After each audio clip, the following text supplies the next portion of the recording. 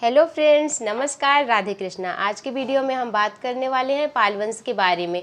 आप तो ऐसे कई बार लिख के या फिर किसी से समझ के हर एक तरीके से आपने पढ़ा होगा, लेकिन आज हम पाल वंश को एक कहानी की तरह से देखते हैं। एक कहानी की तरह से हम समझते हैं कि पाल वंश का शासक कौन था और उसका शासनकाल कब तक चला, उनके जो शासक थे उन्होंने क्या क्या किया, सब कुछ एक कहानी की तरह पढ़ेंगे जिससे हमें हमेशा के लिए याद रहे। जैसे कि हम कई बार पढ़ते हैं लिख कर या फिर पढ़कर तो हम भूल जाते हैं, लेकिन एक कहानी की तरह से हम याद करेंगे तो हमें याद रहेगा। ठीक है, तो दोस्तों मैं आपसे कहना चाहती हूँ, अगर आपने मेरे चैनल को सब्सक्राइब नहीं किया है तो प्लीज़ मेरे चैनल को सब्सक्राइब कर लीजिए, और अगर आप कोई भी वीडियो मिस नहीं करना चाहते हैं तो please press the bell icon. तो चलिए हम पाल वंश को शुरू करते हैं। तो दोस्तों, जो पाल वंश का संस्थापक था वो था गोपाल पाल। पाल वंश का संस्थापक कौन था? गोपाल पाल था। ये जो है गाइज एक ऐसा टाइम पीरियड था जो एक ही समय में 3 वंशों का शासन चल रहा था। कितने?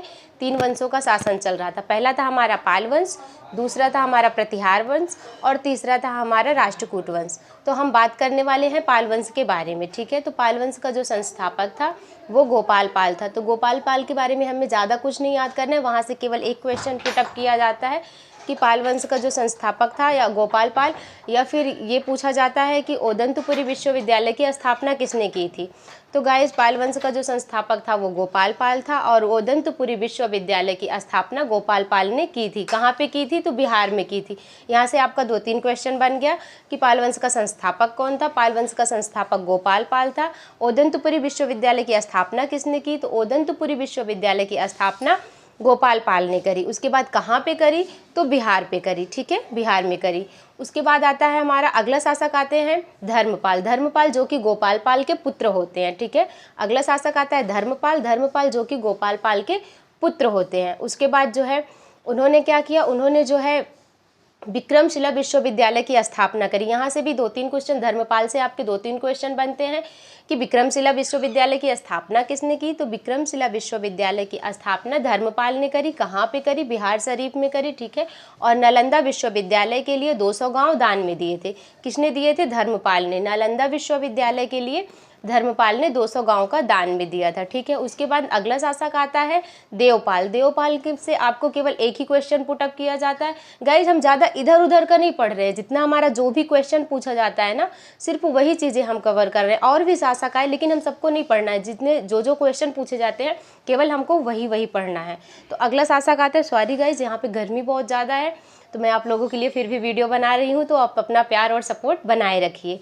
तो देखते हैं अगला शासक आता है देवपाल। देवपाल के आपको केवल सिर्फ इतना याद रखना है कि देवपाल के शासनकाल में एक अरब यात्री सुलेमान, जिसका नाम था सुलेमान, वो भारत आया था। ठीक है, यहाँ से यही क्वेश्चन कभी कभी पूछ लेता है। सुलेमान जो है, जो कि एक अरब यात्री था, वो किसके शासनकाल में भारत आया था?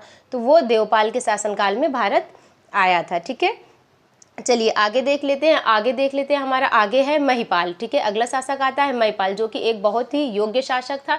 या फिर आपसे कभी पूछा जाए पाल वंश का दूसरा शासक कौन था, पाल वंश का दूसरा संस्थापक किसे कहा जाता है? तो महिपाल को पाल वंश का दूसरा संस्थापक कहा जाता है, क्योंकि इसने बहुत सारे काम किए थे। तिब्बत बौद्ध धर्म के दूत मंडल को इसने तिब्बत भेजा था। ये भी क्वेश्चन पूछा जाता है कि बौद्ध धर्म के दूत मंडल को तिब्बत किसने भेजा था?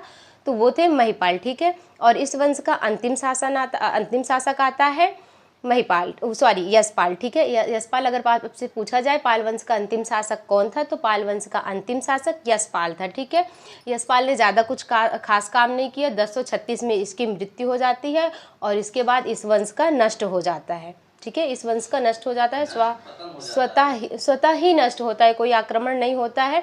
और इस वंश के ध्वंसावशेष पर आता है सेन वंश। तो गाइस सेन वंश के बारे में हम कल पढ़ेंगे। आज की वीडियो में बस इतना ही। मिलते हैं हम अपने नेक्स्ट वीडियो में, तब तक के लिए bye bye, take care, see you.